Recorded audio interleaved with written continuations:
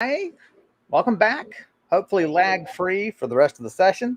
Um, let's do the typical intro because you don't know me. You don't know anything about me or Max. Now you know his name. Hi, welcome to Karandrin Role Playing. I am your host and game master for the evening, Cracked Palantir, also known as Kevin Manus Pinnings. And this is episode 26 of Brise's Tale, Brave and Beautiful Paladin, always played by my good friend, Max. Say hello to the nice people, Max. Hello, everybody. Sorry for the technical difficulties, but it seems like randomly changing settings work for us. So hopefully our luck persists through the whole session, and That's right. we will get to enjoy some more Karandrin.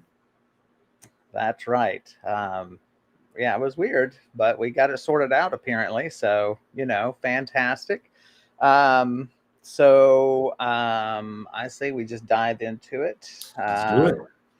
You are still trying to find a way off the mountain. There, I am off the mountain. Already doing a summary of memories. Are you off the mountain? Yeah, I so in the last session I gave up trying to go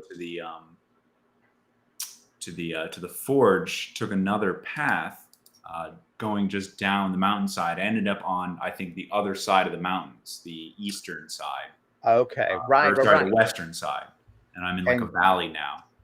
And you're right. You're in the intersection, and there you find the four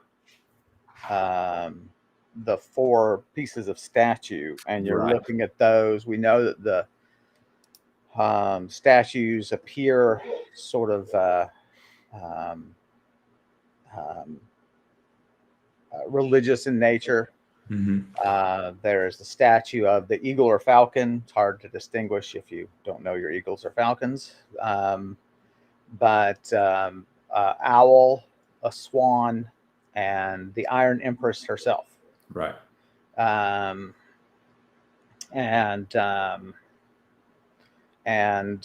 they're all arranged sort of with equal devotion, but there's remind me, were they positioned in a particular way? I can't recall. Yeah, move this all down. The owl and the eagle have dead snakes in their claws and glare at the Empress. There you go. Yeah, I guess where they are, I think they're evenly spaced. But yeah, they're glaring at the Empress, and the swan, I didn't get a description of what it's doing. But, okay. So there seems to be within this faith, there seems to be an antagonism between the two predatory birds and the Iron Empress. Mm-hmm. We certainly know that her she's always pictured with snakes as far as you've seen. And so there's certainly some sort of representational antagonism there. Right. But yeah, so you're in the Goblin Nation of Nargaz, and you finally made your way off the mountain. Now you're working your way, I think, toward a road that you saw further to the east, and hopefully that road will take you back to town. Right, through the pass, yeah. So let's, as always, let's just talk about state of readiness. We left off like last night, just going to bed. So I don't know. Oh, right. Okay, sorry. Right. It's evening. So let's just die right now. That's right. Let's just do that. Honestly. So, well, yeah, for bedtime, we always do, well, not for bedtime, but overnight we do 3 basic rolls. I do 1. So why don't you roll for me? I got a 22. Okay. An 81. Okay. And a 13. Okay.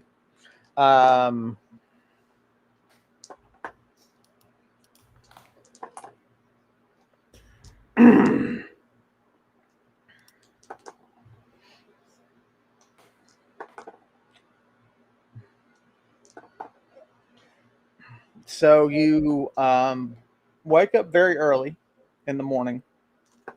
It's before dawn, but you can see it, barely glowing over the mountains.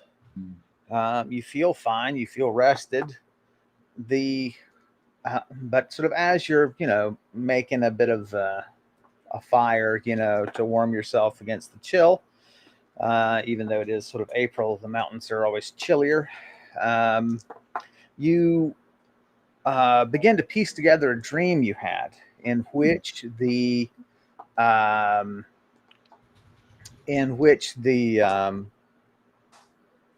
Iron Empress comes to you.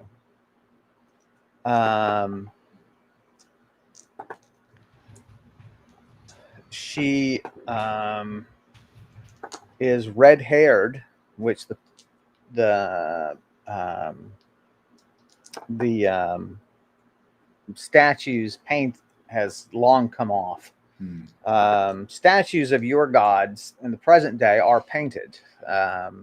Something we learned, I should say, about Greek statuary as well. They were all very heavily adorned with paint in great detail. We're just so used to seeing them in museums after thousands of years that the paint's gone.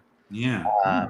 But you can do a search online and look at Greek statuary paint, and you'll find where chromatographic and spectrographic research has repainted some of the famous statues we know. Wow. That'd be hilarious if they're just like really ugly, like colors, and it's like They're- this they're beautiful not- statue. And it's like they're not great, I have to say. I mean, they're not great. Yeah. But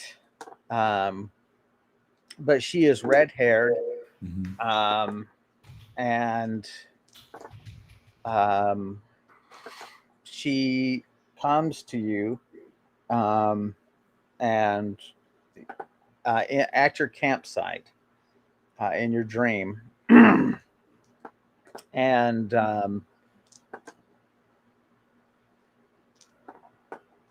she says to you, "Your enemy is great, but I am greater still.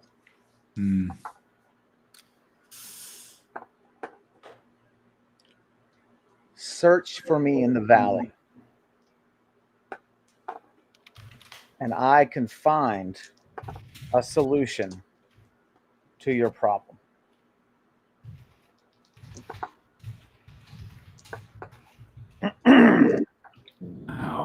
Wow. There follows, you sort of piece together, there follows a series of imagery in which she depicts her power to you. And there's armies marching through mountainous terrain, through desert terrain, and people holding aloft. The armies have banners that show the Iron Empress. In there, you glimpse a dagger with a snake coiled around it is part of their banner. And the armies are dressed in black.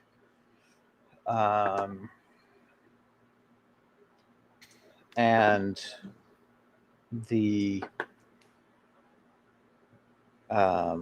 meet another army, and that army has they dress in very like light beige armor and coloring. They also have their banner is eagle or hawk, wings spread, and in its clutches is the sun. And those are specifically in the desert scenes.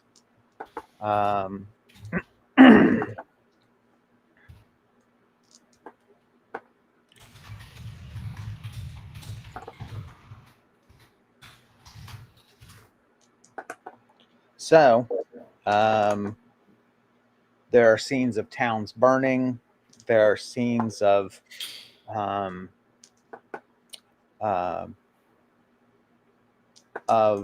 large, prosperous cities. One is by a large lake. The mountains are in the background. But this sort of lakeshore city, its lights at night gleaming off the water. And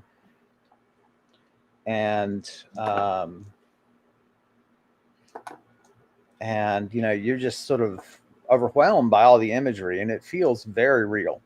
Yeah. Um, what would you like to do? I mean, I know something much. Is this still in the dream, or like this is This is after? you piecing. This is you piecing together the dream while you erase a meal because you've eaten. Yeah. I don't know. So my character doesn't place a ton of significance in dreams, Right.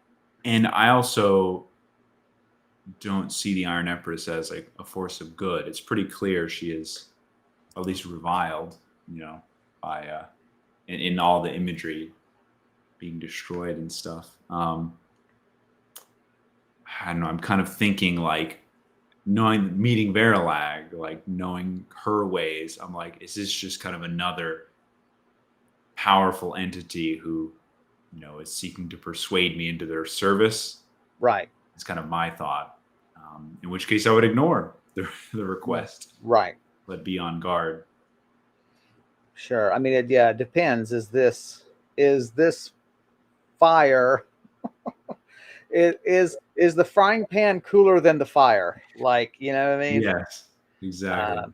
And yeah, it's a legitimate, it's an absolutely legitimate question. Yeah.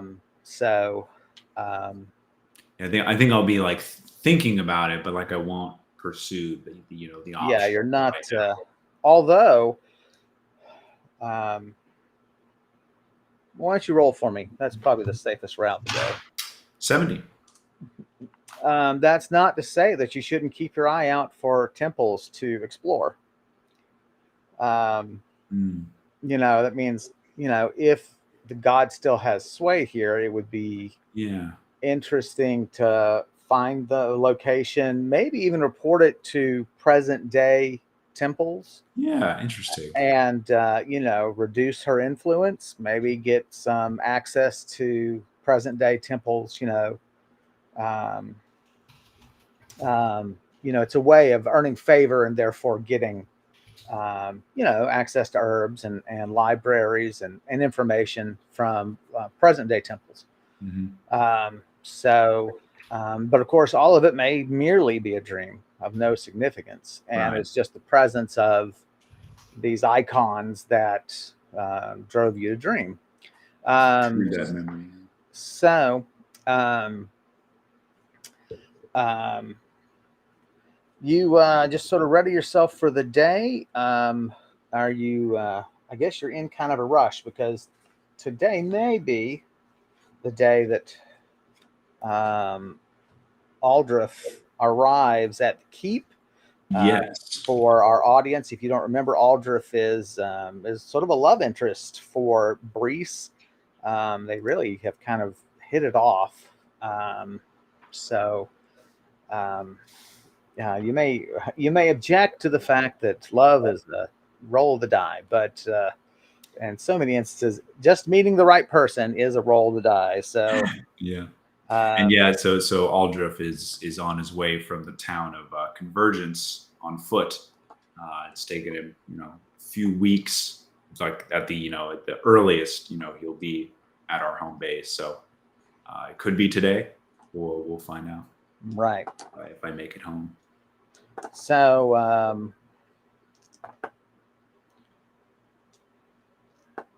yeah. All right. So the mount up, clean up. You got to look good in case you meet some farmer on the road. You hate to be seen as with my boots that have like eaten through it by acid, and I'm like, oh my god, terrible. You have had some. People don't look at shoes too much. That's right. I cannot wait to get into town and buy some new. Right. All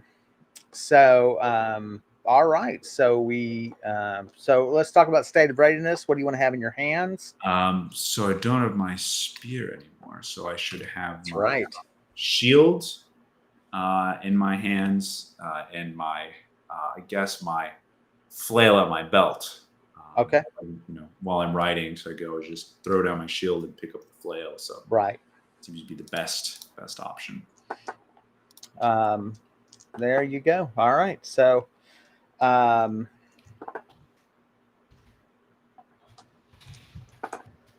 I'm going to head eastward then, back, I guess, back toward the mountains, or I'm just trying to seek that road that I found. well, it's up to you, of course. What would you like to do? So I guess what can I see from my vantage point, like with the sun and the mountains? Like, do I know my orientation? 'Cause I still don't know if I'm on the west or the east side of the mountains, I think. You are definitely on the east, somewhat on the southeast side of the mountain. Southeast, okay. So I think, okay. Yeah. Yeah. You turn back toward the mountain. Roll for me. 71. And there's no sign of. You were just curious if you could spot the lookout of the balcony, if you will, of the people of the soil. You were just curious if you could do so, and you can't. Okay. This is the 23rd, right? 24th. 24th. Okay.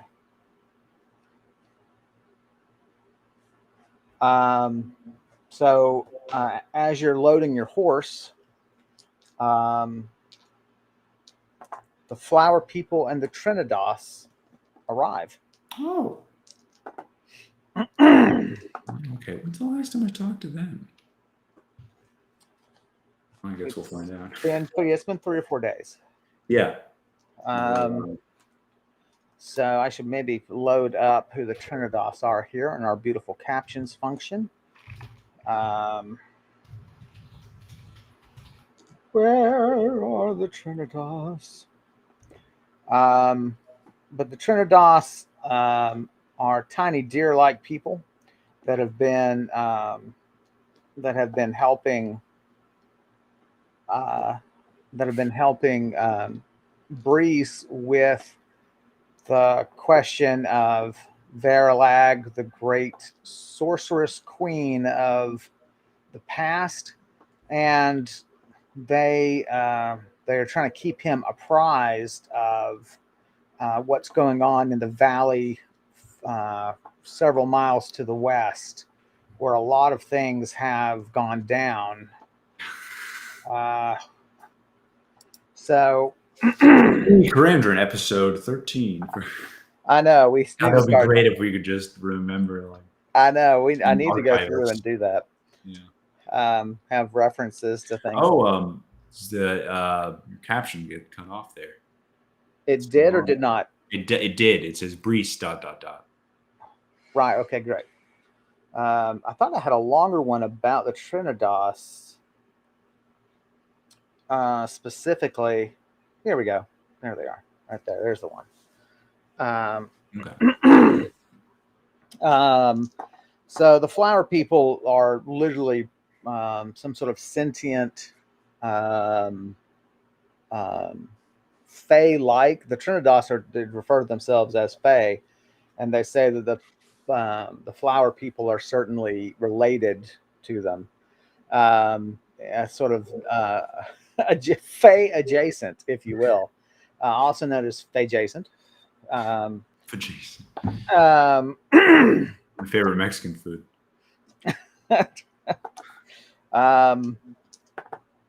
So they, land. This little deer lands on you, and that just beautiful, musical choral voice, fills your head, and it's almost nourishing to hear, and they say to you, young traveler, how have you been? Fairly well. I've made some good headway in the task I'm trying to accomplish. A little lost, but doing all right otherwise.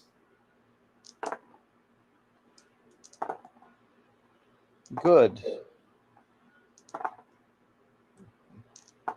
She has not been to see you in a while, we sense. No, not since, I think it's been probably 4 or 5 days. Scroll up. Last time I saw Verilag, where she gave me the map, which led to the battlefield, which I was exploring before this. So yeah, it's quite a few days. Quite a while. One wonders if that is good or bad. Yes. So if I'm a Verilag one, since we're going to be referencing Verilag. She's to blame for the technical issues we had. If she can slow down the stream, then she can save her plans from being thwarted. Yes, Verilag. Hey, Midnight Dawn. Hey, Midnight Dawn. I'm not sure I agree with your comment. They're very tiny. They're very tiny people. I mean, that's some people wouldn't laugh. That's really funny, Midnight Dawn. That's hilarious. Trim that ass. Am I right? It's like looking at a Smurf and being like, ooh. Yeah.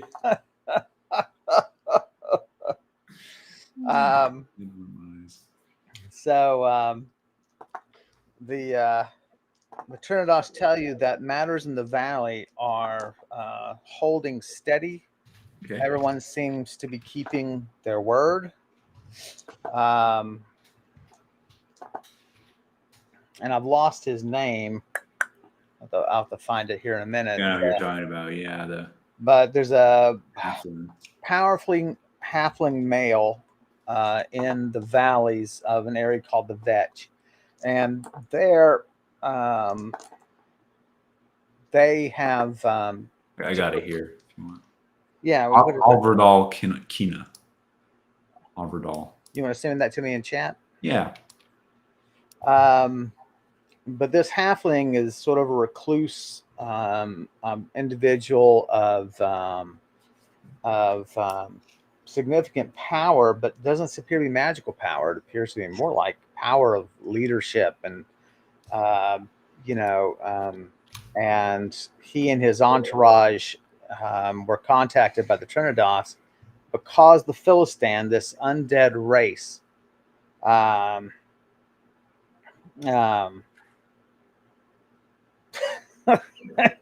Midnight Dawn called me decrepit. And booting from the chat. Well, thank you for saying that. Let me see how to block her from the chat. Just gonna. All right. But the Philistine were going to wipe out all living sentient beings from the Vetch. And we know there's a couple of settlements up there. We know there's handfuls of farmers. It's a hard scrabble area, just very rugged and untamed. And there was, because the Philistine feared that any living being could be a spy for Verilag, they were going to kill every living being. And instead, now what we have is this uneasy truce. Hey, Poochugger, in which the Trinidas have agreed to hold off slaying everyone, and Averdal has agreed to begin researching Verilag. Well, that may not be the best plan, but it's happening. Keeper says, I don't look that bad. I don't look decrepit. I think we need a poll whether Kevin looks... That's right. I need a bot for polls, right? We need to... welcome to Decrepit Watch 2021. But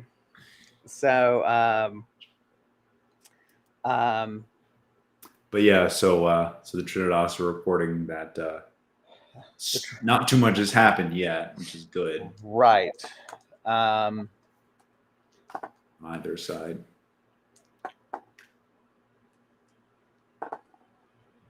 Roll for me. 50. Okay.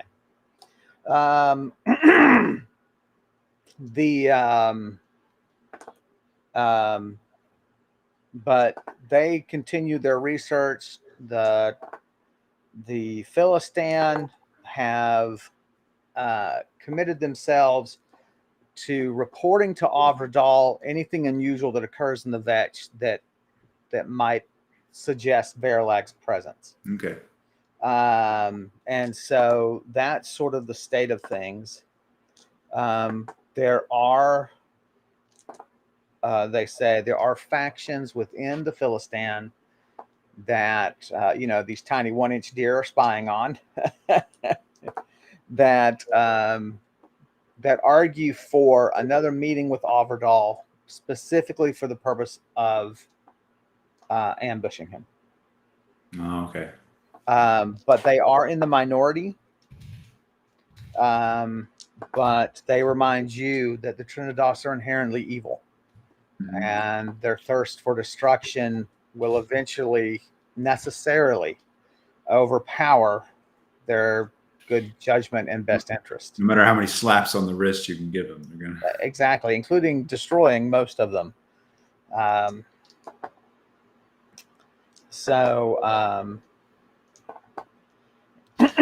Basically, it lasted 5,000 years. Just like, oh my gosh, without like just destroying each other. It takes a player character thrown in the mix that really ruins people's lives. That's and bringing back their long dead enemy. That's right. So they ask, what plans that you have furthered.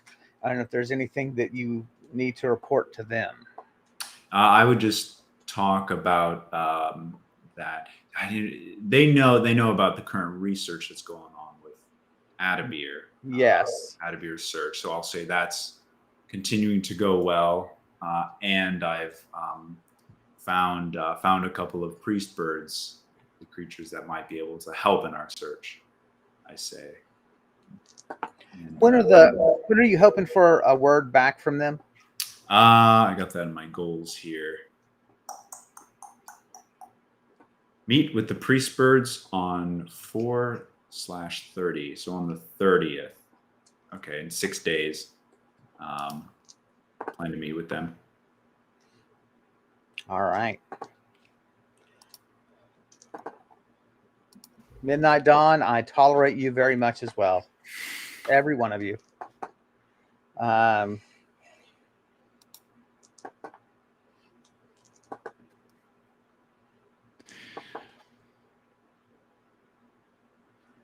So, the Trinidas nod, and they tell you that they sense that you'll have words sooner than that. Okay. They tell you that they can sense that there are a number of priest birds just in this valley. Wow. Their presence is strong, and it suggests, therefore, that you're going to get quicker action than you might expect. So they wish you well. They tell you they'll ask them if they know a way back to town. I just say, like, do you know of any roads that lead out of these woods?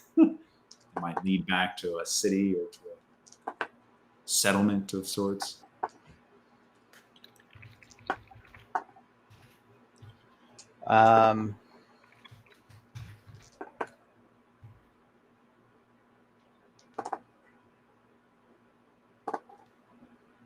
Wow.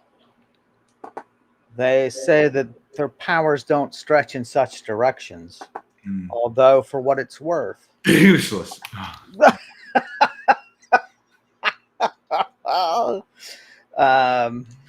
But for what it's worth, in the center of this valley,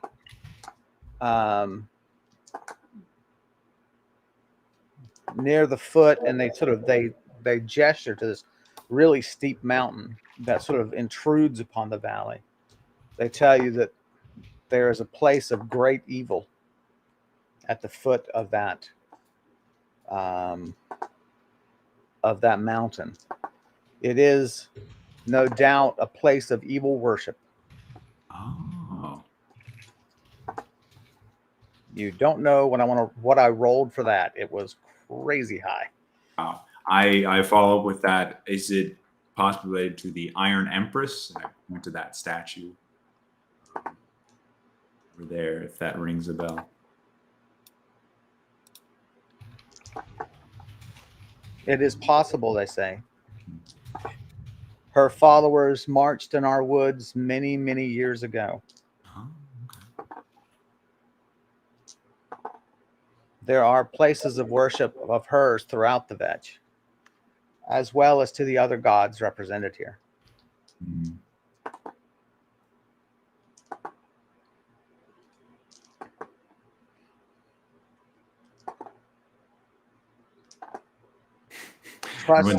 Everyone's saying it's spooky. It's like, well, it is close to Halloween. Should you just have a spooky session? Brise explores the evil.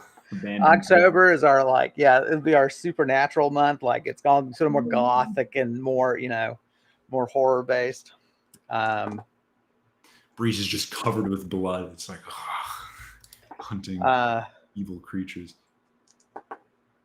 She tells you that the Trinidos, not really a he or a she. There's a non-binary character for you. They say trust no one who follows the Iron Empress.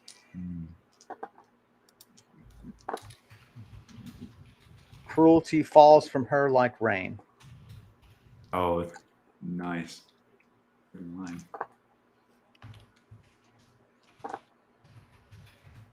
They tell you that the people, the worshippers of these gods, viewed life as a maze. And that was how they came to understand the mysteries of life, that it was a maze that you were working your way out. And some, of course, followed the bird gods because birds can clearly see the path through a maze. Hence, following the birds would lead you to a good end of the maze. And some followed the snake goddess. Yeah. Wow. Because, of course, snakes simply work their way over.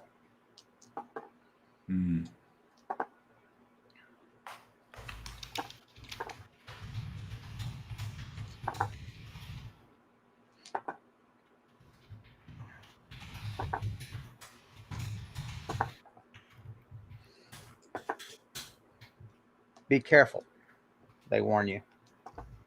Do you have any other questions for them before they go? No, I think that's more information than I was expecting. It's pretty cool. So they will see you in a few days, they tell you. They'll, of course, wait for, opportune time when you're alone so as not to disturb.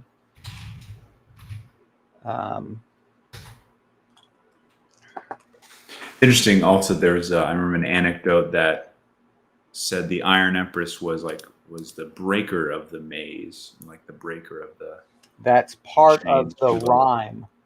Yeah. Concerning her. Yeah. Yes. It would lead her out of it. And that's pretty cool. I think I might follow the Iron Empress. I don't know about you, but pretty. Again, pretty frying pan, fire. Led out of the maze. You want to find a maze in a different world. That's your. Yeah. So here's a product placement. Oh, man. Delicious beverage. And again, 10 Karandrin points for anyone who gets this Dr. Pepper as a sponsor. There you go. Yes. I mean, their headquarters is not that far, right? Right. We should be able to find them. Pinpoint their location. I would prefer anonymous, spontaneous, anonymous approach to them, right? Where it's like, yes, we love these guys so much. ... You've gotta. That would be fun. That'd be fantastic. So, Turner Boss, wish you well, and off they go. And okay. The flower people open up the beautiful green-lit portal. The Trinidos lands on their the flower people's vine-like shoulders, and they float through the portal, and they are gone. All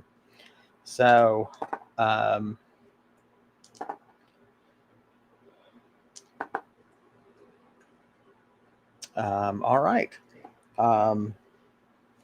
Off you ride, I guess. Yes. Yeah. Any spells you should take a look at for casting? And yes, actually, I should cast my spell for my horse. Okay. And I guess I don't need to disguise the camp, but just emboldened steed then, level 2. Oh, and we'll also do a detect path. Okay. Might as well from the get-go to speed this up a bit. All right. So emboldened steed is just 2 power points from my spell list, so I'll just cast that. Okay. So 73. No problem. The horse is calm and ready to rock and roll. The name we need. Cast emboldened steed. I think that's a number of hours we said last time. Yeah. I think it's it's like 2.5 hours. Is that what it is? It's like 20 minutes a level. So right. 160 minutes. Yeah. So it's for 2.5 hours. And which one is detect path again? That's a tome. Nature's law. Okay, so I'll pull out my tome, 8th level spell, and we'll cast that. All right. So let me find your skill there. All righty, roll it. Bada bing, bada boom. It's an 83. Nice. I just gave I was at 100 out of 100 exhaustion. I cast a 2nd level spell. Now I'm at 198 exhaustion. You're doing well. I feel great. It's interesting, because I introduced that idea of exhaustion for spell casting, and so then I realized I have to be really cautious about introducing magic items and herbs and things like that quickly regain exhaustion, because I would undermine my own limiting factor.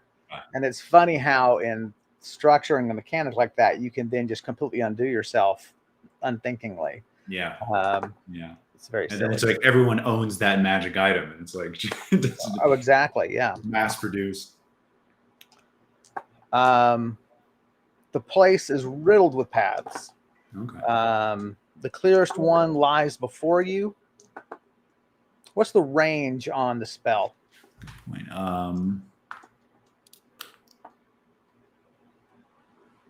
50-foot radius a level. So that would be 400 feet. Actually, it casts at the highest increment. Oh, that's right. I forget 10. So it casts at 10th. Yeah. Radius. Yeah. So the road you are on certainly seems to be the strongest one, but there are a number that approach here. They're probably game trails predominantly and things like that. Although it's possible you'll come across intersections in the next little bit. What was my thinking on that? It's 8th level. So do the math again on that. Maybe we'll expand the power of that spell, expand the radius. Yeah, I was thinking I can't remember if I keep that memory of it for a while, or I can kind of just recall. Yeah, I would think so. You would keep it for a while, and then the easiest trails would probably be marked most prominently. Right. Sort of in your mind. Maybe even know which ones lead are important trails, right? It might be a small trail, but it might lead somewhere. Right. The thing is, how would the spell know what's important? All right. That's the problem. The only thing you could do is the one that leads in the direction you want to go. Right. But that would only have knowledge of 500 feet right now, right? True. Which suggests that maybe I should sheltering. I don't know. I think it's Twitch. Remember the little emojis? They don't show up. Oh, I see. Yeah. Interesting. So I'm thinking about expanding the radius of that spell, and I have to think about that.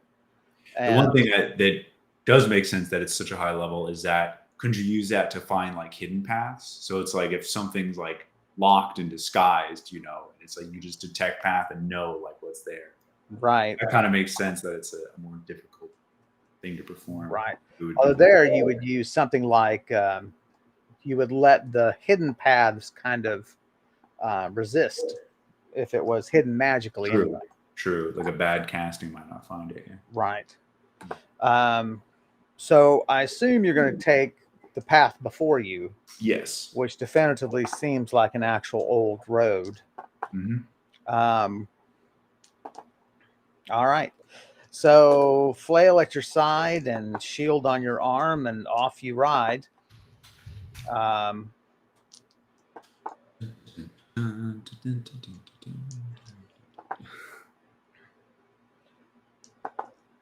So as you go, you do come to a farm. Still very early morning. Smoke coming from the chimney. They're up on a slope with a roadway going up to them. They're doing sort of terraced farming on the slope, and they've got a handful of sheep higher up. It's a goblin family, apparently. There's a goblin male up on the slope chopping wood. He has not seen you yet. He's about 100 yards away, so a football field to your right and up. Okay.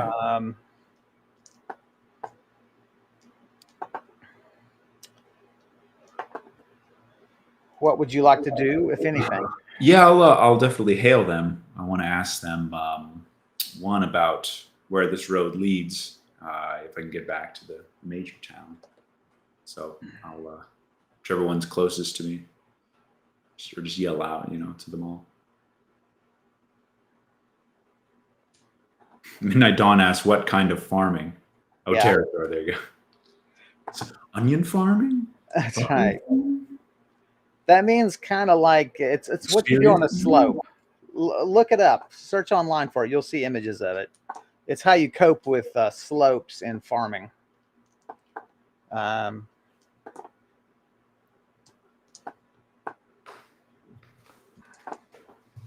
Goblin turns.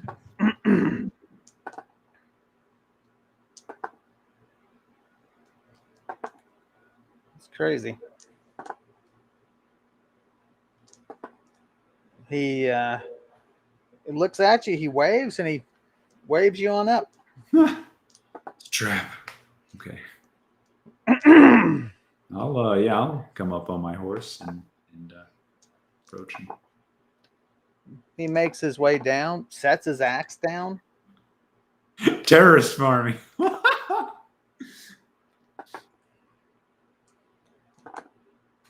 We actually know very well how terrorists are created, and the common perception of it is completely wrong. You produce terrorists the same way you produce book club members.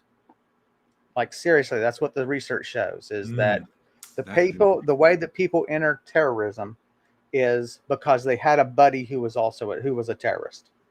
That's it. That's the recipe for terrorism. Yeah. Is someone who's in a cell, they invite you to a meeting, you go, you kind of enjoy the sense of it, and you keep going. And that seems to be the number one way to produce terrorists. 3 different studies with 3 different radically different methodologies came to the same conclusion. Wow.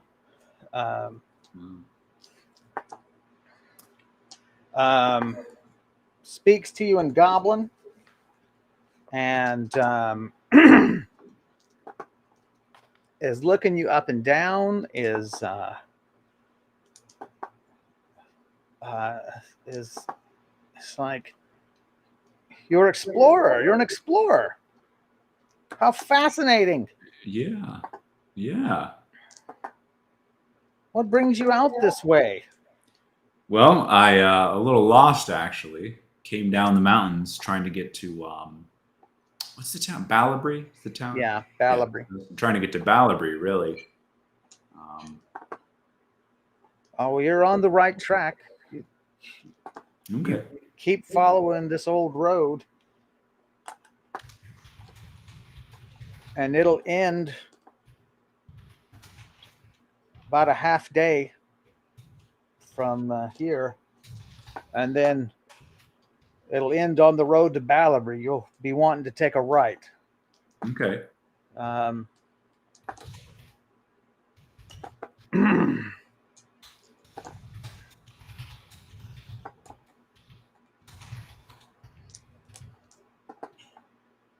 But ill omens abound.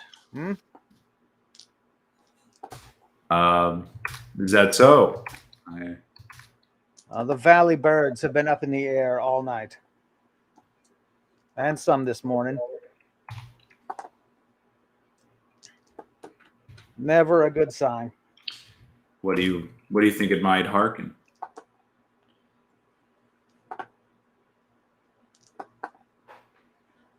Oh, I'm no seer. I don't claim to know, but I don't envy you travel, is all I'm saying. Okay. Tell me, you have time for tales? I'm happy to share a bit of sup. And Well, not maybe I'm kind of in a rush now, but if I came across another time, I might have some time to spare. Unfortunately. well, ogres will be out this morning. You can count on it. Okay.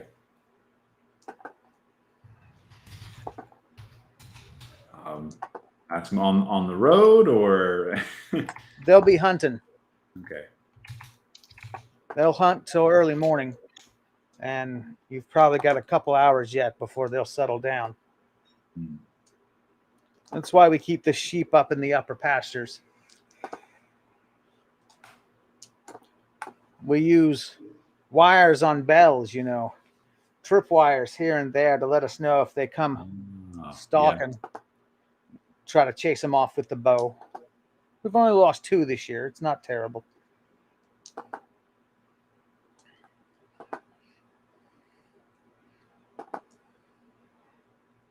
Anything else you need to ask him? Yeah, I was going to ask him about because you mentioned ill omens. It says, do you know about? I've heard of I guess I'll just say a dark power. Definitely some evil force. In this valley, kind of near the center where the mountain juts into the valley. Heard rumor of it. Do you know anything of that?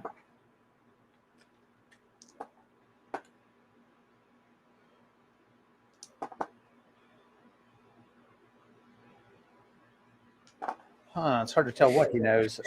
He says, "Oh, you're a follower of the Iron Empress too. Come in for tea." That's right, exactly. The one thing though is they make great coffee, so that's fantastic, right? Oh, Kevin, you're making it better and better all the time. That's right. Love coffee. There's always been whispers of the lady with the dagger. I've even heard the ogres speak of them one night when I crept on their camp with a bow. I think they worship her. But for all I know, it could be one of you wizards or whatnot who's got some keep in a desolate place like this where they can be left alone. Yeah. Wouldn't doubt it.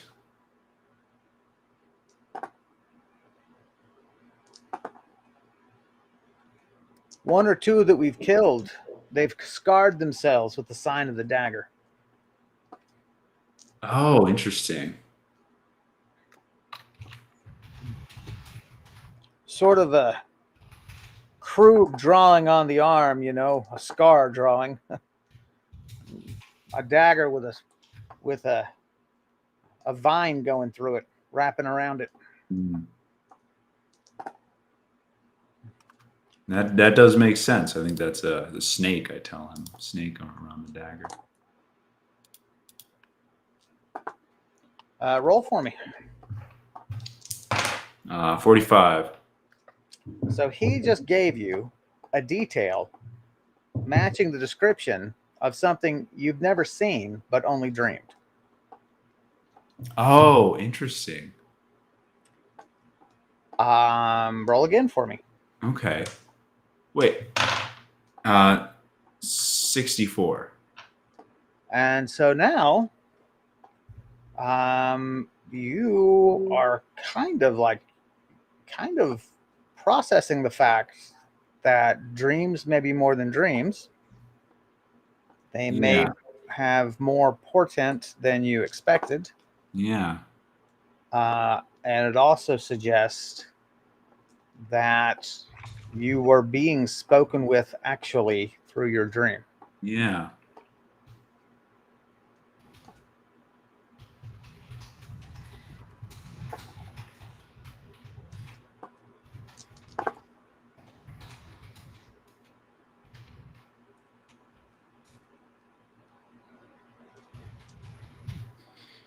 A little spooky. So what we're going to do now is, what we're going to do from here on, because character change shouldn't be instantaneous. Sometimes it can be instantaneous. Yeah. This sort of happenstance, basically every time you have a dream, if you leave yourself a note, we need to see how it moves your character's opinion one way or the other. Yeah. And it may wind up that this is a short-term change and you go back to just saying, no, they're not significant, whatever. But you're always going to have that haunting doubt now because you've never seen this symbol. Right. And he just accurately described the symbol. Right. That is weird. That is uncanny. Yeah. Yeah. And rolled randomly. Wow. So welcome to Sandbox Roleplaying. Whew. Okay. Well. So. I am a little curious if if how do you know so much about adventurers? Like, have you met some in your past? My son left 4 years ago. Comes back once a year. So he's like level 90, right? That's what the math suggests. Again, just to update our audience, we had a fascinating mathematical problem of looking at how quickly players level up compared to game time. And the answer is they level up ridiculously fast, like 6 months. It's kind of a meme. Yes, it's damn near a meme. So it's like you would be incredibly powerful basically by your late 20s is what we figured out. And so like this sort of the trope, almost cliche, you could say, of the aging powerful wizard, is really not necessary because it really may be inaccurate because we're looking at level 50 is sort of considered like that's the top in Rollmaster, and we're looking at hitting level 50 at basically it's like 7-8 years of game time. Yeah. So yeah, it's like an anime. All the teenagers are the most powerful. Exactly. All old people are for sources of wisdom and comic relief. Those are the yes. Exactly. Oh my gosh. But he's like, oh, I could tell you so many stories that he shared with me, and I tell you, I'm envious of you all. But he's given us a few special items to help keep the ogres at bay. In fact, and he gestures to wait, and he runs off and he comes back. Have you ever seen one of these? And he holds out a longbow. And you touch it and you just immediately getting the knowledge of its abilities. So this is one of your little markers for experience points. So it's called I should make sure I know the name of it. I think it's called a huntsman's bow. And what it does is, excuse me. Oh my Lord. It causes you to sneeze. That's all it does. Paralyzes target with sneezing. FileMaker is taking forever to call up here. But what it does is it ignores a creature's size for when determining criticals. So, yeah. That is interesting. And it's plus 20 magic. So. Very nice. This is a very fine piece of equipment. How do I know? I don't even have my character. How do I feel about bows? Like bows. You don't have your character sheet. No, I have it here. I meant like I don't think it lists bows as like one of the weapons. No, you've never really cared for them. Okay, it's just unskilled, yeah. Yeah, so you feel really clumsy with them. Although, why don't you roll for me? Sure. 64. You're kind of regretting not having a little bow skill, I think. You're learning that in the woods, the bola is very limited. The bola is better in open areas. And so trees and limbs and all this kind of stuff just really get in the way of it. And having a little ability with a bow would not be terrible. Although the other route around that is to continue like really focusing on your channeling attack and letting that be your long range thing. Not that the bola hasn't served you well, but they're just areas where it's just difficult to use. Yeah. The other thought might be to start practicing throwing your spear more, or throwing your dagger. Oh yeah, interesting. But dagger throw can yeah, do a lot. So it's just it's more of a straight shot. It doesn't need the space that a bola needs. Yeah. And so if that's something, so when we level up your character, if you think that's the direction you want to go, well, honestly, now if it's the direction you want to go, then you might just tell me at night you're gonna, or during breaks you're gonna practice throwing. Yeah. And we can consider that. So just the next time you have a break, let me know if you want to do that. Okay. Yeah, I think probably not right now, but he kind of plans to the idea. I'm like, maybe when I get back to town, I should see if there's anybody skilled with weapons. Sure. To train. Pay a guard. Yeah. On his time off to show you the basics and let you do that. So,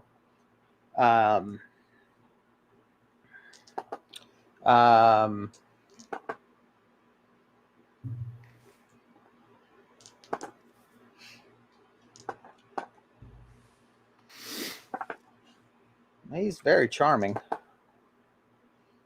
Roll for me. 76. So he keeps you there longer than you want. He's just talking up a storm. But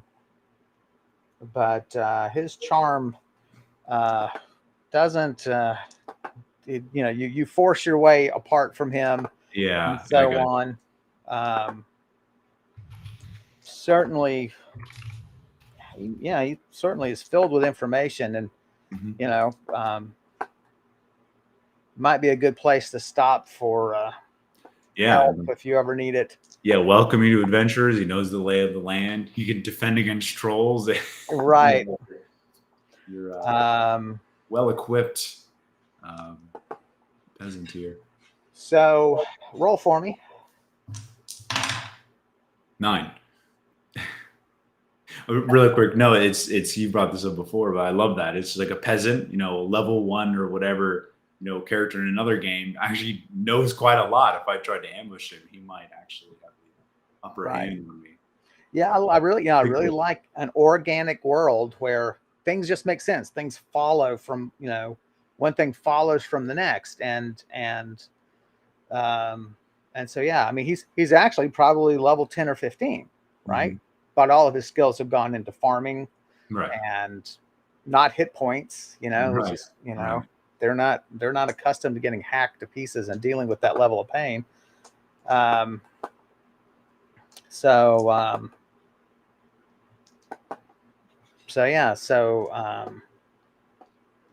Yeah, interesting stop. So Yeah, and I'll be on my way then. All righty.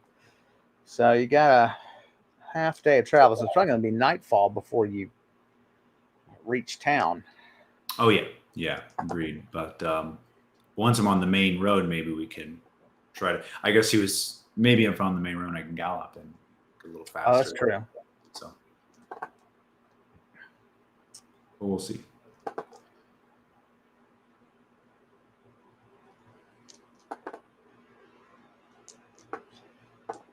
So yeah, you work your way down. The trail has clearly been maintained. You can see where things have been cut. It's just wide enough for a wagon. I mean, the branches and brush and things like that would brush the sides of a wagon going down. Probably not quite. He'd probably maintain it a little better than that. Otherwise, it would catch a spoke. But I should say I have Lala scouting ahead. Oh yeah, little familiar, bird familiar. Right. So your little songbird goes up.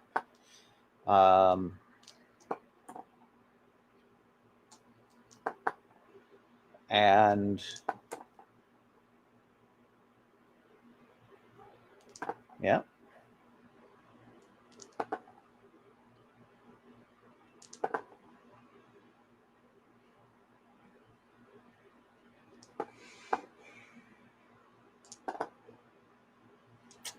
This is a long day.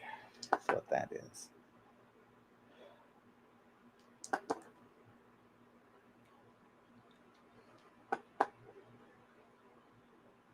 Something strikes you in the shoulder. Oh, here we go. You are thrown from your horse. The horse starts but does not gallop off. Trots away and then comes back a bit. Roll for me. 81. You're quickly pieced together. It was that rock. Big rock.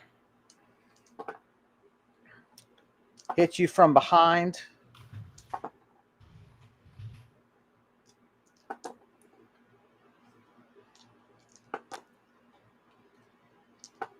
Your horse's ears are cocked back down the path. Its nostrils are flared. What would you like to do? I think we should just get on the horse and go. Did it take any damage from that? Or no? 13 damage. Ow, jeez. Okay. Yeah, I would try to mount up as quickly as possible and start galloping off. All right, roll to gallop. Let's run away. Run. What'd you roll? 1. Roll again and subtract it. I gallop backwards. Oh, 66. Negative 65. Here we go. My horse riding's already terrible. This is just adding insult to injury. Well, that's another, yeah. You sort of lose control of the horse. The horse veers, trying to keep, because you inadvertently directed it off the path. Yeah. It veers. You are thrown. I'm sure it's going to be fine. I mean, I'm sure. Not only did I run away like a coward, but I fell off my horse doing it. That's right, buddy. All right. Oh my gosh. We're going to roll a fall. Not really a fall attack, of course. But yeah, we're gonna roll a fall for you here. Okay. So where is your okay? Do I have something that prevents against falls? Hold on. You better check. A saddle or something? This is Saddle of -2 crit levels for falls by horse or rider. Good. Saddle of sure-footedness. There you go. This is going to be very important because the one thing that Rollmaster doesn't play around with is falls. Falls are so bad. So roll for me, or have you roll your own attack. 25. 25. Nice. Just sort of winded, roll off in the brush. No damage, unfortunately. What? I didn't say unfortunately. The horse goes off a good bit, you know. What do you want to do? Oh, yeah, let's roll orientation first. Excuse me. 70. All right. You're really doing well on orientation. You're okay. All right. Great. What do you want to do? All right. Well, now I'm going to hold up my my shield and try to see who, I guess, the attacker is. I don't want to turn my back on it. These mountain roads and that sort of thing. Winding and everything. It's winding.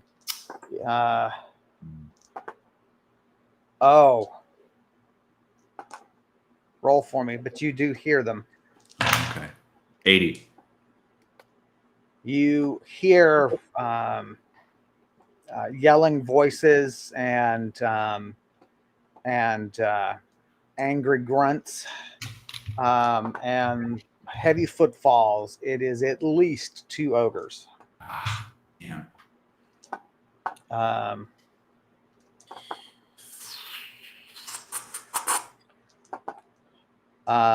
But they're easily half a football field away. So, you know, you feel like you should be able to outrun an ogre. They seem cumbersome. Yeah. At least stay even with them, and then of course you can get to your horse, no problem. Yeah. So. All right. What would you like to do? Yeah. Let's try to go get my horse again and mount and take off again at a slightly slower pace than a gallop. Do you have potions on you? I do. Quite a few. Are they all protected? Well, they're my potions herb pouch. Okay. I guess potions herb belt, right? So that's a pouch. It is a pouch. Yeah. So they should be okay. Right. But at some point you definitely want to check, and at some point, if you see smoke coming out of the thing, you've got a very interesting decision to make. Okay. I will write that down.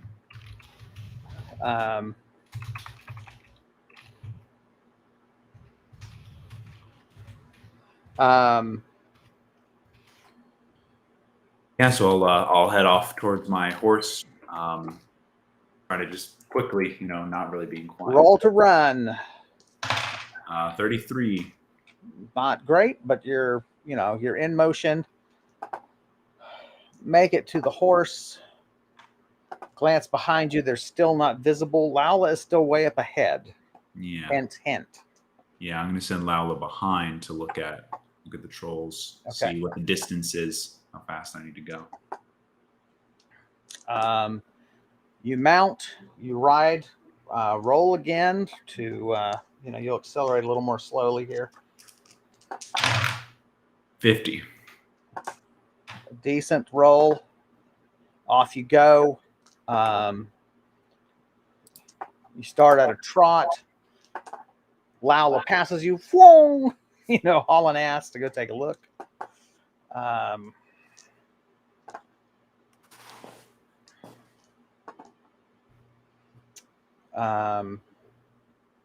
right, next round. Roll to keep riding. 61.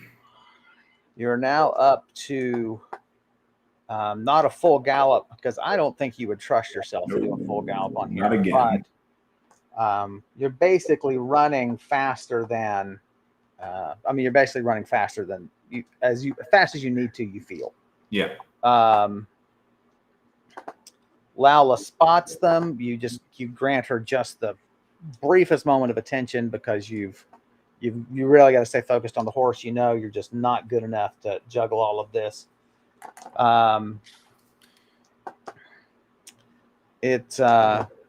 She sends back an image of 2 trolls.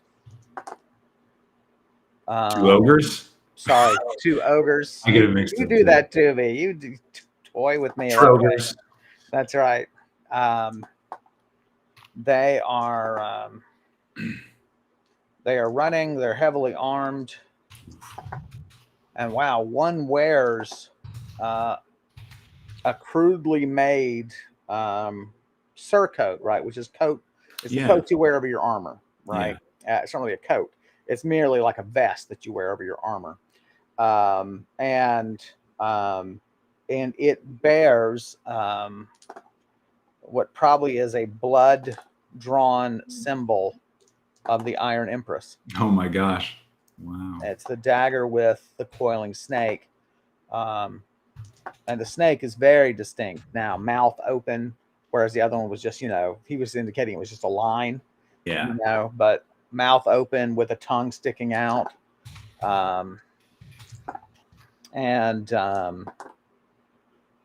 So apparently she holds some sway in this valley. Yeah.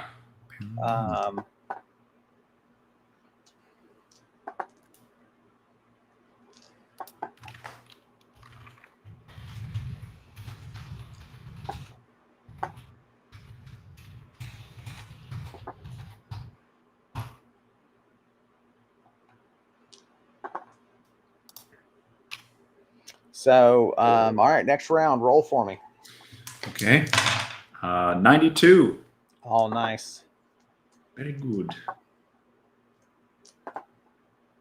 The horse is up to a good steady run. You're clearly outdistancing them very quickly.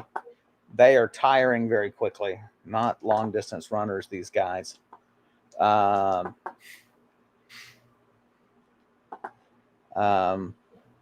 Lala has to quickly catch up to you because pretty soon she's going to be out of range. Yeah. And so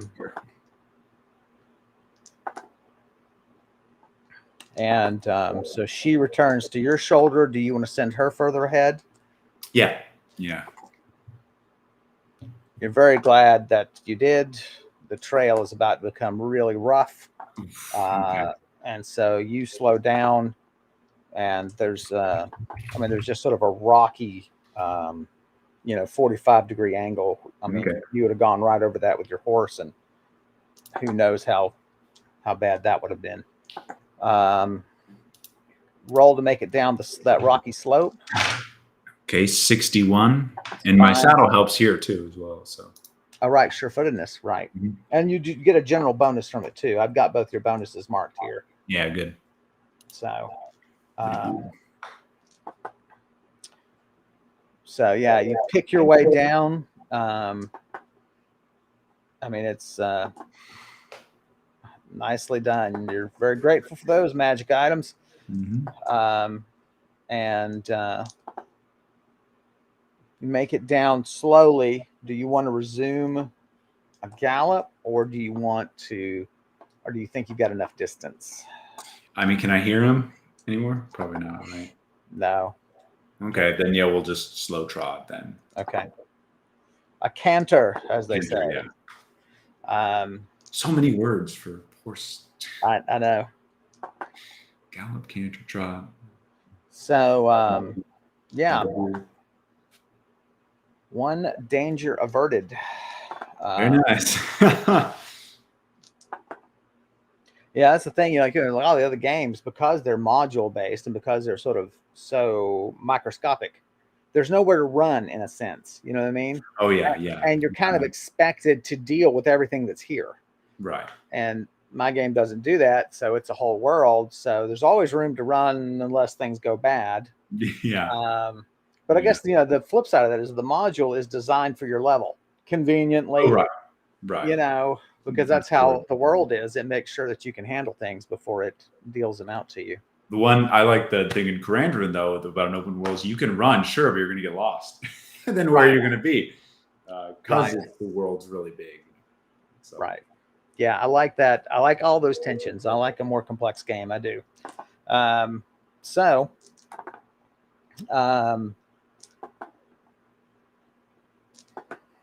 do you still want Lala ahead? Do you want her behind? What do you think? Ahead, I Okay. think. If they were tiring and Yeah.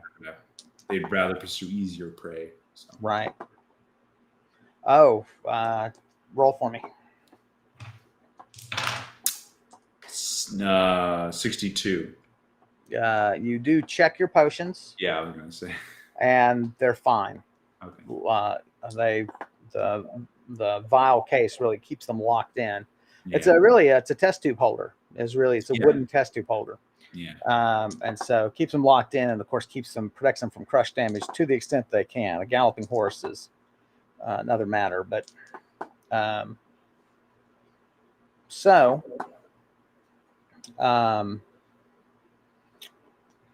you just keep riding. Wow. And you make it to the road as promised. It just ends. All this winding woods finally broadens out to a road where at least two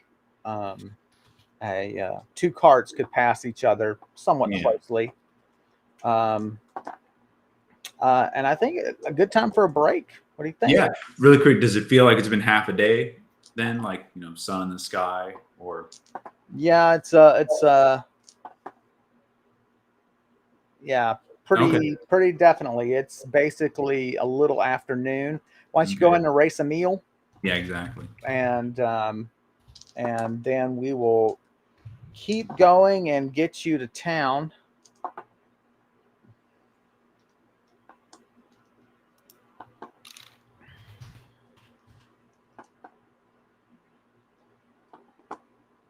So, well, all right, gang. We're gonna take a break as soon as someone finishes making a notation there, and go get you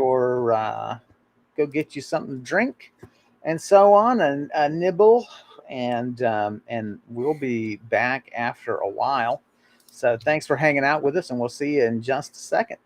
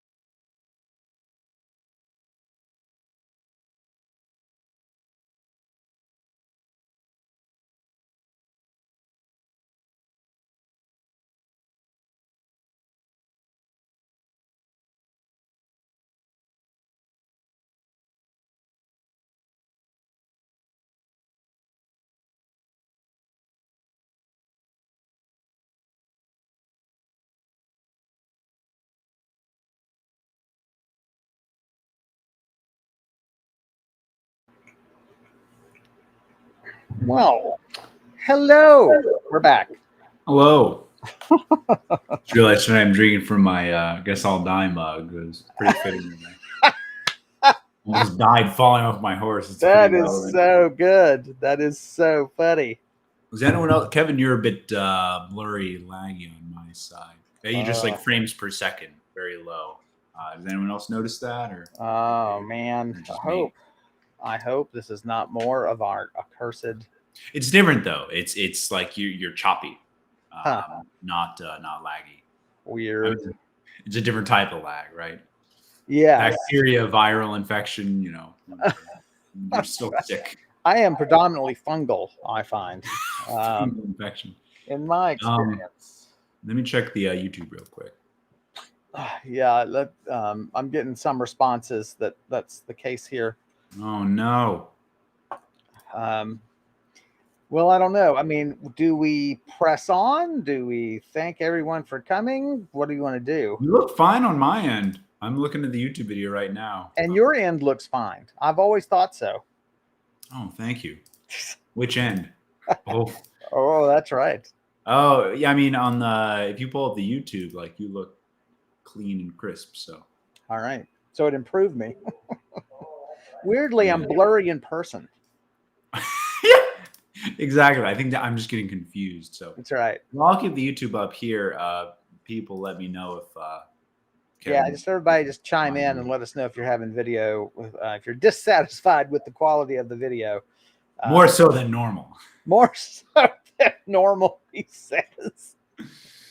And we just had some technical problems. We may just gonna call it early, but if not, we're gonna push on and see how much danger we can put Brise in. Okay. So you stop and have a meal, and you turn toward the city, a little large town, medium-sized town that it is, and you ride, and it sort of becomes clear as you're sort of winding up out of this valley. You're sort of going back and forth on these very gradual turns that mountain you were on, which is up above you and to your right. It actually has sort of two peaks, and this peak comes sharply down to the road here, and the other peak that you were on, while you were only halfway down on it. It's just hard to see how large these things are when you're on them. And so you're sort of winding up through a rise. Very little. There's no people on the road you've met in the first couple hours of travel. And I would like to be going moderately fast, just to for lost time. So.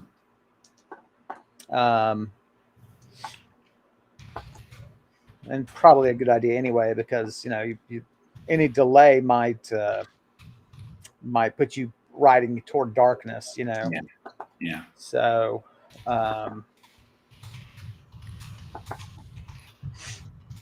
it's kind of interesting when you think about like these races that don't require light, and if you wish, you can sort of deem them as evil, like goblins and orcs.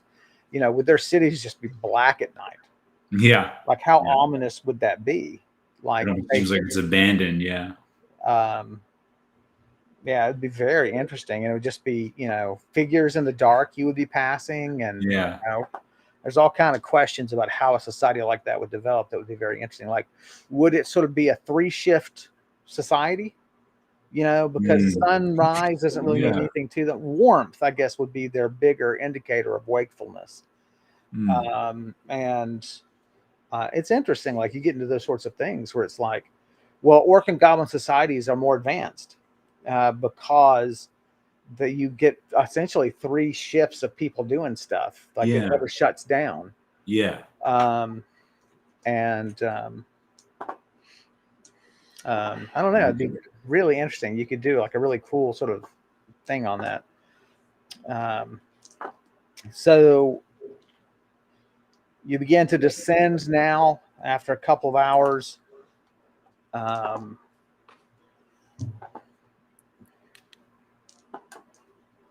There is a very distant high light that you can see, and you're wondering, well, roll for me. Let's see if you wonder if you can deduce. And You're wondering if that is Miagral's keep.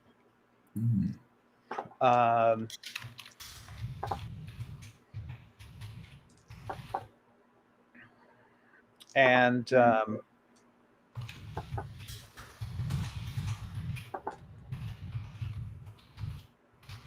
yeah, very uneventful. You finally pass one farmer late afternoon. And you've been passing small settlements, 2 or 3, small homesteads gathered around some little road that swings off somewhere. They've got their share of, crops and home gardens and livestock.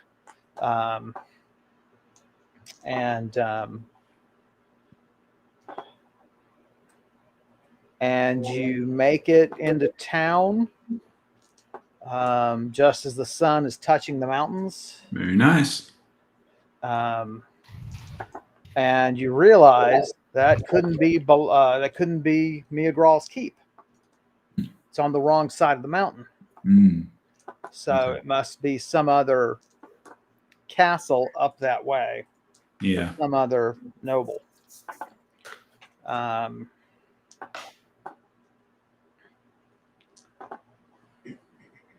Okay. Finally, back at town. Yes. It's good to be back.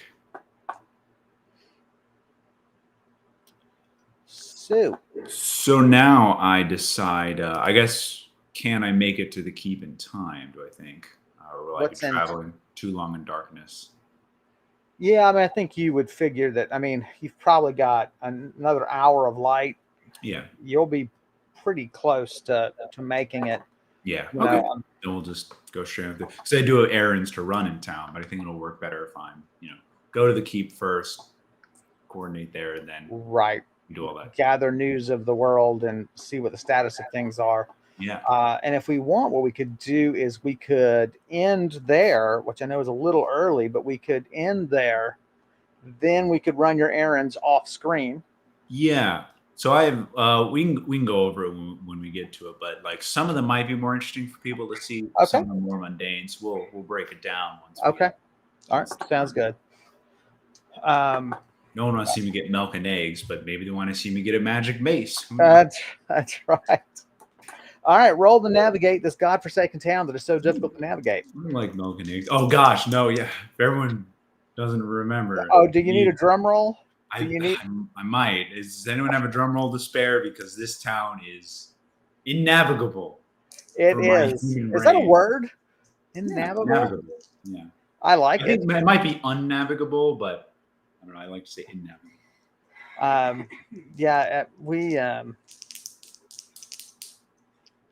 Fond memories of. We'll wait for some drum rolls. I know that there's at least some coming. I feel it. One. Okay, well, I'll roll one dice. We'll wait for the ones. You want to roll the? It's going to be more than a 40. 41. It is with some difficulty and some twists and turns and some retracing of steps that you make it there.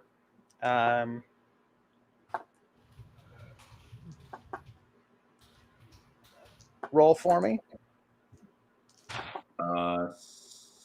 69. Okay.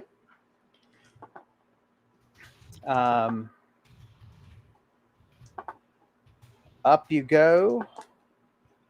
You, of course, quickly bring Lala back to your shoulder because you've been warned that your little birdie should be kept under tight control when in the keep, not prying into affairs that don't concern you. And you make it. You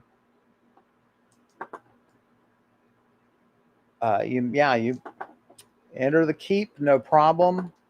The guards seem to be familiar with you, although inevitably you're probably going to get stopped, when there's a new hiree or there's a sub. Mm-hmm.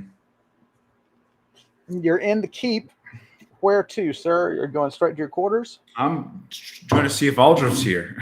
I want to know if he's. I'm like, ask the guards. Is there any new people who've come in today or yesterday?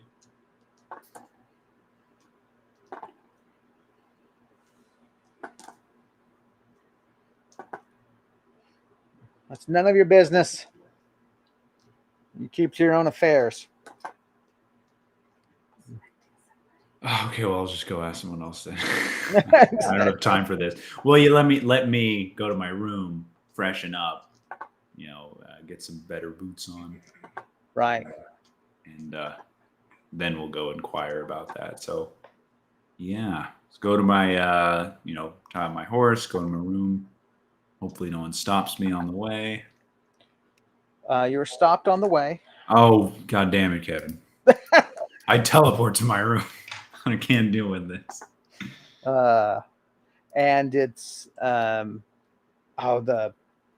the main guy. You're the head of the man of the house. Burla. Burla stops you and says, "We've had word, I'm afraid, from Master Aldrich. He's still 2 days distant. Okay. There have been delays in his." I swear really loudly. The son of a whore. Okay. He tells you that Adabir is retired for the evening, but does make the comment that he's had more energy than he's been known to have in a long time, and that Okay, that's good. And he kind of looks around secretively and notices they've got a moment alone, and he says, and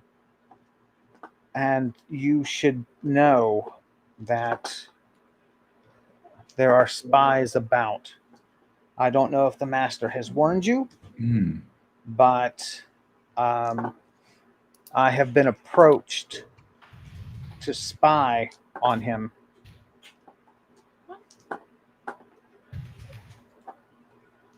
And I have accepted the offer at Adabir's insistence. Right, yeah. My thought just went to by the way, I'm against Adabir. Exactly. It's the worst. Don't tell anybody. That's right. He is the worst spy ever. Like when he stands at the door listening, he goes, spy, spy, spy, spy, spy, spy, spy, spy, spy. He just yells into the room. Could you repeat that? Exactly. Now, was that dot dash dash dash dot or dot dot dash dot? Well, that is concerning. I ask him anything I should look out for, should be wary of specifically, or just keep on guard generally.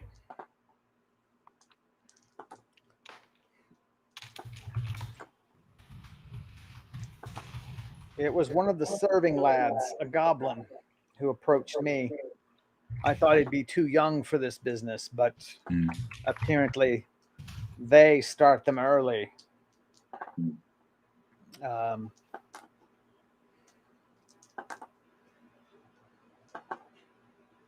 The master didn't seem concerned, and obviously I'll be providing them fairly inane information.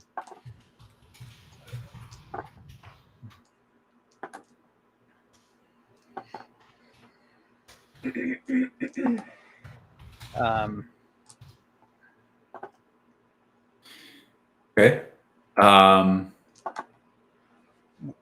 I also asked really quickly if, I guess, how do I word it? Me not being super trustworthy, I'm afraid of my possessions, my privacy in my room. It's can I guarantee, the privacy of my room still? You would have to speak to Master Adabir about that. I have to assume they have access to every room. Okay.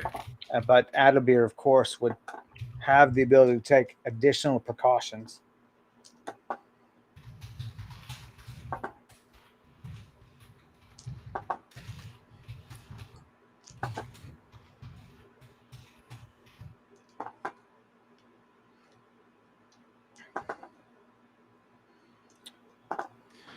Can I have anything brought to your room? I just, I say a meal would be nice. I haven't eaten dinner yet. I'll have the chef prepare something. Thank you. He turns to go and fetch your food. So it sounds like in Mirgrau Keep there is an imposter among us. An imposter? Have you played the game Among Us or no? It's a big meme, yeah. That's not necessarily an imposter, but there's there's a million games like that. I know, but just that one is really caught. It's caught, yeah. For whatever reason. Okay. So yeah, it's the delay. By the way, he tells you the Alder's delay was his wagon broke a wheel, and it's typical. I was just like, oh, they were attacked by dragons. No, wagon broke the wheel. Well, it's unfortunate to hear, but they're prepared for it, not suffering too much. Right, at least no injury, no illness. Right. Make it to your room. Things appear undisturbed. What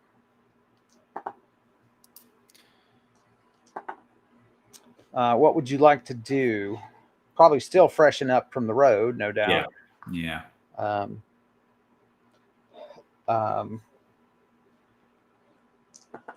Depending on your plans of travel, I mean, you can have your clothes washed, you can do all kind of stuff here. Yeah, I'm thinking. So I'm going to be in town definitely for the next 2 days at least. So why don't I have my adventuring equipment? I would have told Berla that it's like my adventuring equipment. If someone could clean that would be lovely. And, so we'll do that.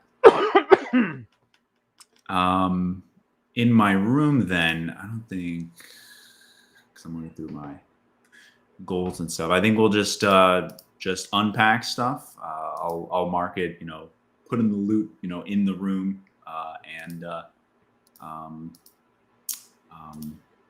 then we'll just maybe do some reading, eat dinner, and go to bed. Do you want? I mean, the courtyard is lit.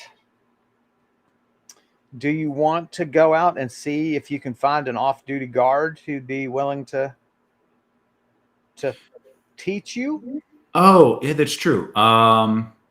Here's something though. Coming from, would I rather have like an instructor, someone who's like skilled, or do I think a guard is? How much stock do I put in? Just a regular. Well, I mean, just as a person of there's not bringing. Teaching is a fairly young profession. Oh, right? Interesting. Right. So you would have tutors and academics. And basically, the rest of it is learned by doing. So you find someone, it's essentially an apprenticeship, right? Yeah. You go and you run tasks and you do errands. But in the meantime, so here for physical tasks, you just get someone to show you what to do and watch you do it. And they give you pointers and, choose a rate, they seem happy with.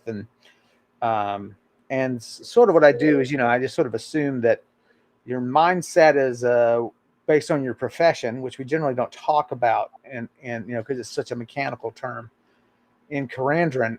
But if you're sort of an arms person, if you're already skilled at arms, then I kind of assume you can pick it up after a handful of lessons, right? Yeah. Okay. And so that's kind of your thinking is, hire a guy for a couple of nights, a couple, 2-3 sessions, and let him show you some tricks. And if that's something of interest, then absolutely, I think we'll do that then. So we'll go. So eat first. You don't want to let your food get cold. So food comes in fairly quickly. They fix you a soup that is, as we say for you, is definitely filling because you care nothing about food. And then you finish up, thank them, leave the dishes outside your door, Put on. This hotel is great. It is. It's fantastic. It's the royal Spies, but the royal treatment is what it is. The noble treatment.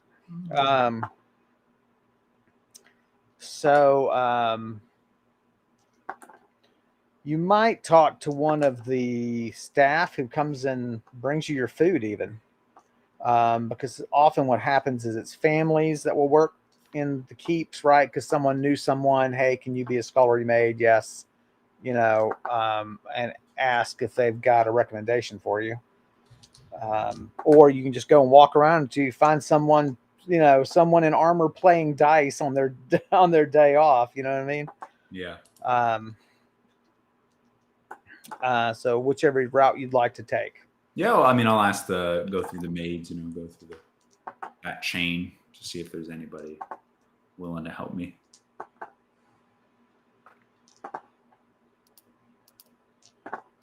She has 3 brothers in the guard. I rolled a double aught. And they're triplets. And they only know dagger and spear throwing. That's the only thing they do. They do it exceptionally well. And they do it with their minds. That's how good they are. So oh man. She's like they should be off duty. She'll send for them. Excellent. I appreciate it. And she suggests you just meet them downstairs in the parlor. Yeah,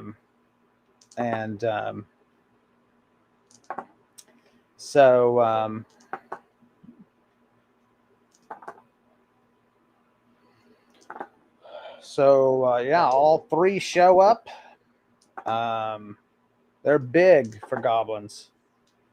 You can tell they've kind of quickly sort of polished up for a meeting inside. You know what I mean? Like they weren't expecting.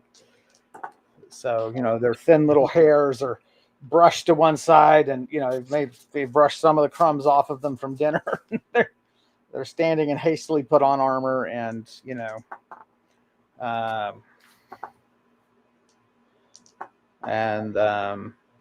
one attempts to throw some spears. One attempts to greet you in very bad thax, and you quickly switch to your very competent goblin. Yeah. No need for that. That's right. How can we be of service?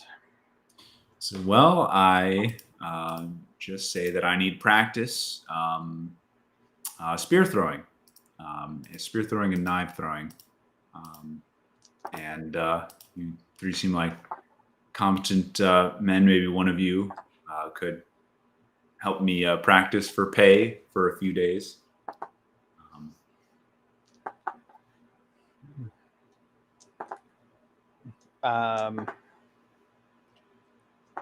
Somebody not interested? Huh.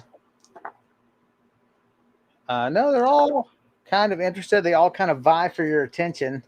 They all want the job. Yeah, I thought this might happen. So roll 3 times for me, and we'll give you a gut check on all 3 of them. Good idea. 92. 31 and 53. Yeah, the first one is definitely strikes a chord with you. You dismiss the other 2.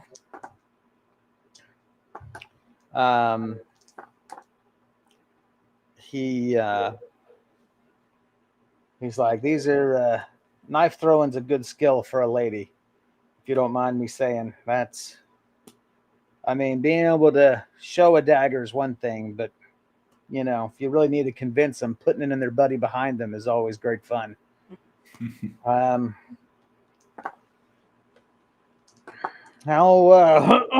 much are we talking here?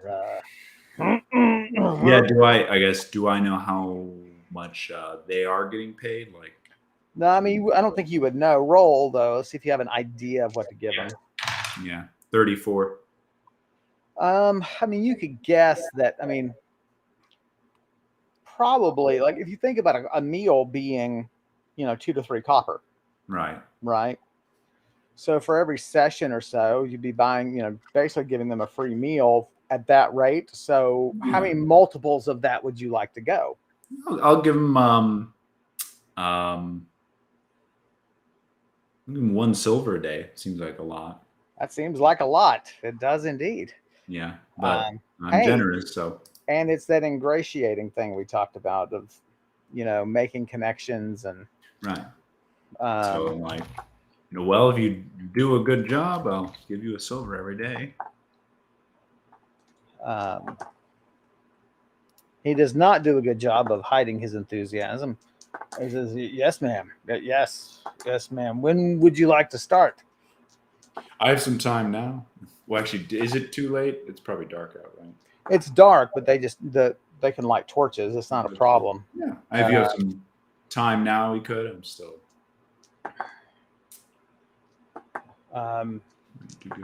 Yes, ma'am. Certainly. I'll need a bit set up a dummy for us to throw out. I just need to stuff a few sacks with hay so that we've got something to pitch at. Yeah. How many daggers do you have? Any? I do. Well, I was kind of interested in more of spear throwing than dagger throwing. Okay, that's fine. Has he already set on daggers, or? Well, no, you're his boss. Set. Yeah, I'm like, well, spears Let's start with spears. Would be better. Tend to have them more on hand when I'm out. But you're out of spears, aren't you? I don't have any, so. He says he'll fetch some from the armory. Okay.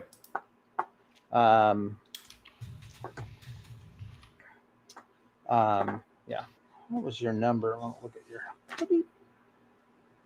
Yeah. So.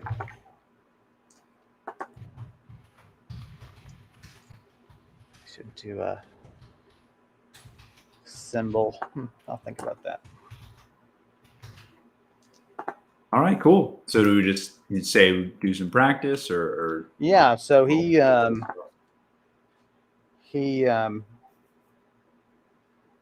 says, if you're ready to go, then just follow me, and you guys go out, go through a few twists and turns. He goes out to the barracks by the courtyard by their barracks, which you've not really been to. It's in a far corner of the keep, front corner up against the mountain, because not much of a view. It's just the sheer face before the mountain continues to rise up. Mm-hmm. He stops by the barracks, yells at a boy to bring bags of corn from the stables, and this is unshucked corn, basically dry unshucked corn for feed. Okay, I'll write that down. Yeah, and he basically packs 2 bags into one, and then ties it really tight, hoists it up, and they've got pillars out here for archery and things like that. Mm-hmm. And he takes some crude paint and he just does a basic 2 concentric circles, and the boy runs and fetches 3 spears. They're all decent spears. They're all +10.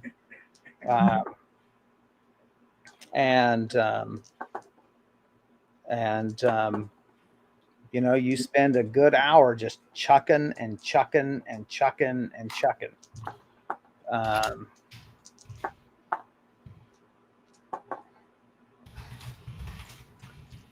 So if you leave yourself a note there, when we develop that skill, what I'll basically do is give you a discount. Training gives you a discount for buying the skill.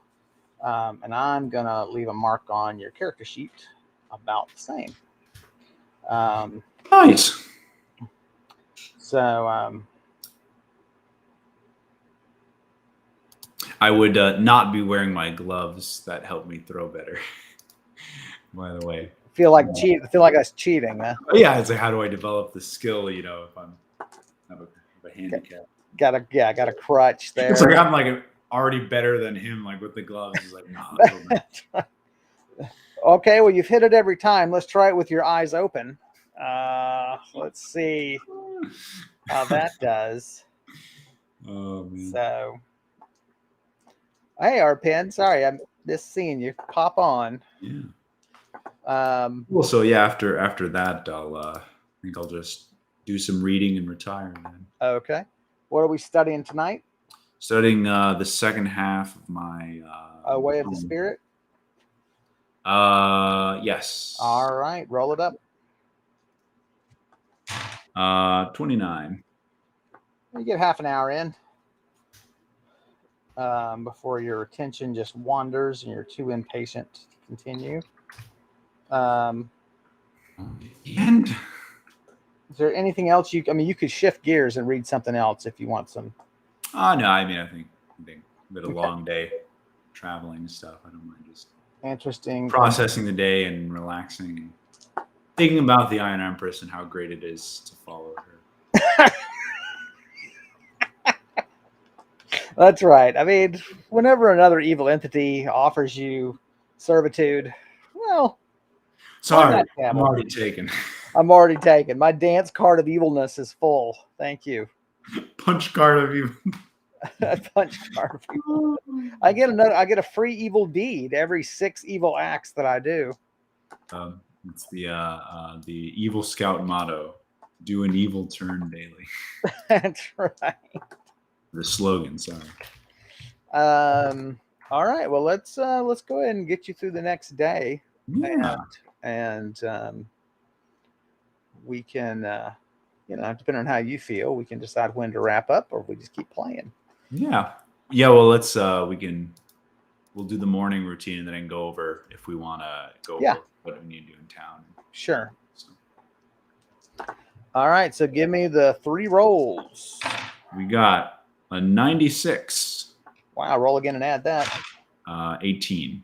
Okay. 6 plus 18. We got a 2. Nice. And we got a 79. All right. Roll again. 28.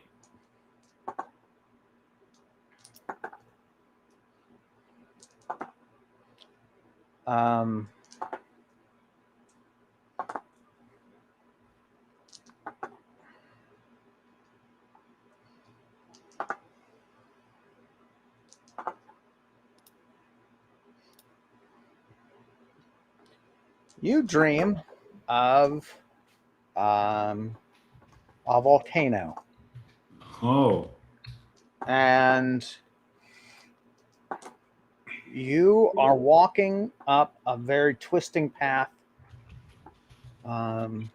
heavily forested, but the ground trembles, and through the trees you can see the top of a volcano.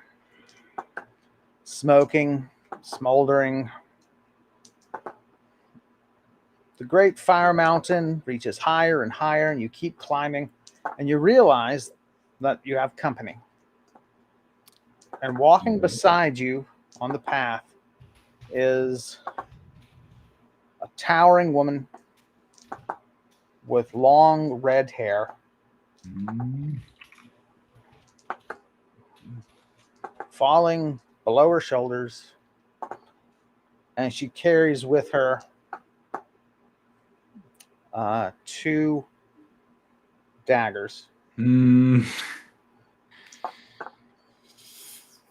She smiles at you and looks down, and the twisting path becomes a snake of enormous size that rises and lifts you and her to the mouth of the volcano. There, you and the woman stand at the lip of the volcano. And there, you have no doubt that you are seeing the actual inside of a fire mountain. Wow. And there is no fire, which shocks you. You always assume there would be fire inside. And instead, there is red liquid, very viscous and bubbling. Relatively still. But down below, there is the massive form of Kralum in his true form.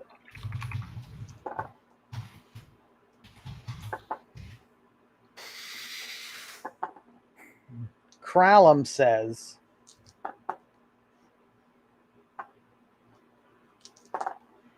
"You found your own solution. I will be freed at last. You have chosen your allies well.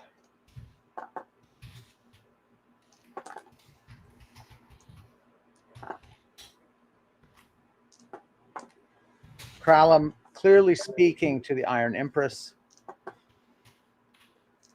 says, "Free me, and I will depart your realm instantly. And all the mortals here will come to love you. Never again will I trouble this world." And the Iron Empress turns to you in the dream and says, "What shall I do, Brise? What shall I do?"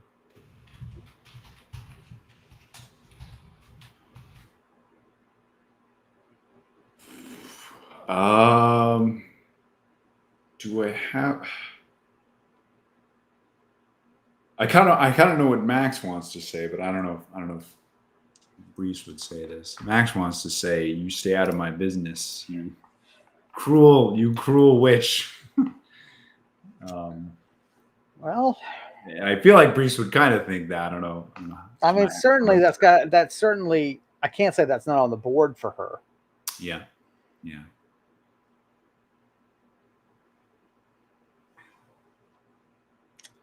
Are there, I mean, obviously the reason to say no is, well, how about Brise would say, stay out of my business unless I ask for your aid. If I need your help, I will come to you myself. Leaving it on the table, but being firm that I don't want her to intercede.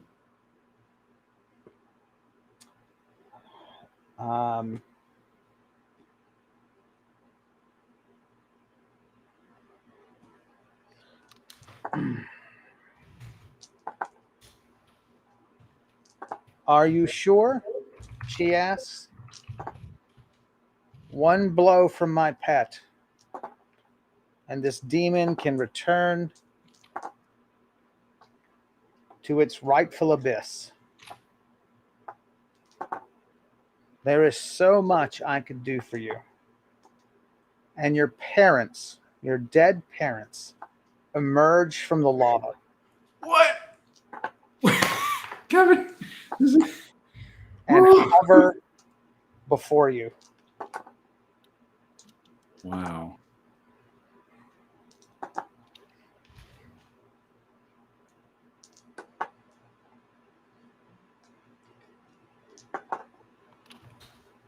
"She could free us," they cry to you. "She can restore us to our family.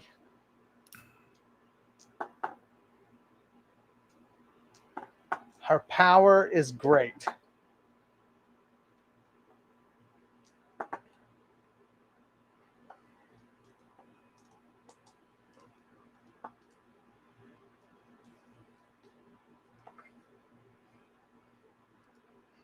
Man, this is a tough decision. Hashtag awkward and sorry for the radio silence, everybody, but you are hopefully as distraught. Hopefully, no one's like, "What is he doing? Say yes."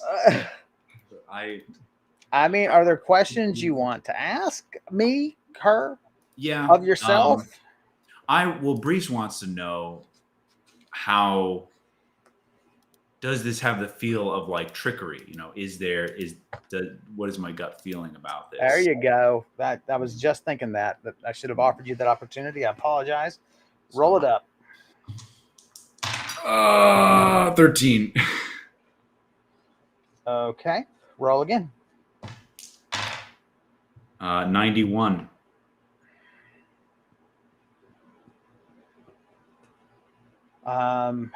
So it feels like a genuine offer, and you certainly believe she has the power to do it. Roll again for me. 90. But it occurs to you, if she has the power to do this, then to do either of these things, then why is she scraping by with ogres in a valley? Yeah. That's what worries me.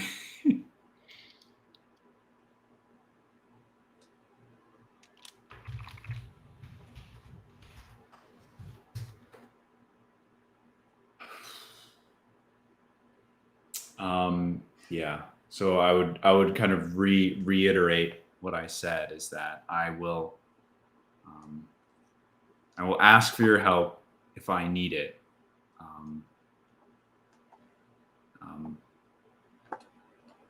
Yeah, I think there's nothing more to say.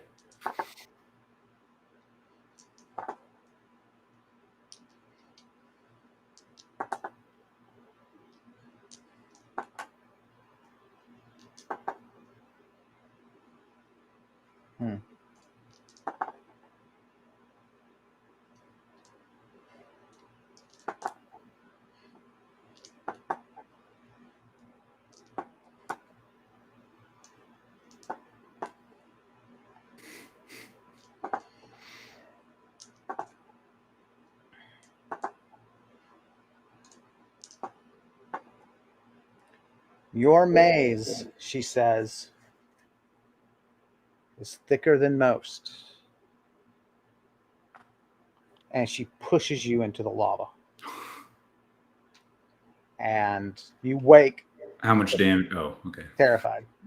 Your dream self takes 370. 3,000 damage. But dream selves have 247 million points, hit points. So, all right.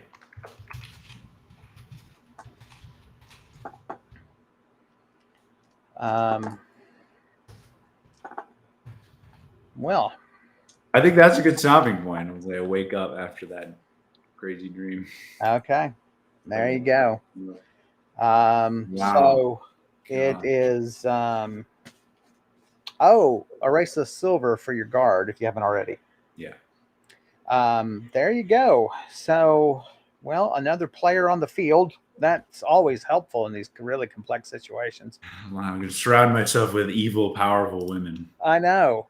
I did that once when I was married. Anyway, so I knew that was coming. I don't know why I laughed so hard.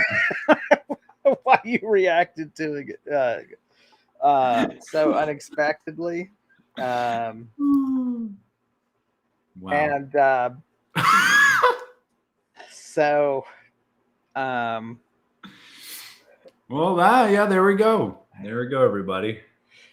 Well, thanks everybody for joining us as Brise's situation continues to develop. Oh dear. And very, very interesting. Yeah, unexpected turn. That was really cool. We have every plan of broadcasting next Wednesday for episode 27. As always, go and take a look at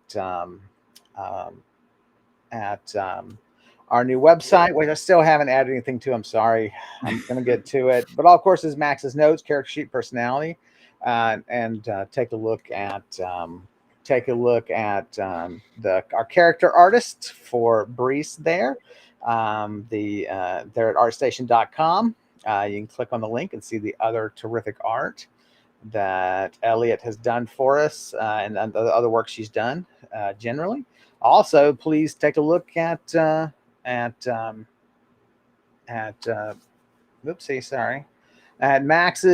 YouTube channel, where he discusses the role of music in video games. So let me get our little caption out of the way there. I wish I could right click on that thing in the thing, and that would be so helpful. So yeah, take a look at the various things there, and go take a look at Max's YouTube channel. We, as always, appreciate your support, and we appreciate you hanging out with us. We'll see you next Wednesday. Max, say a few lovely words to these lovely people. Well, yeah. Thanks everybody for coming out, for sticking with us through little technical difficulties and rescheduling. But can't wait to see you again. Yeah, it's been a blast. We appreciate y'all's support, and we will see you next Wednesday. Thank you guys for everything. We'll see you soon. Bye-bye.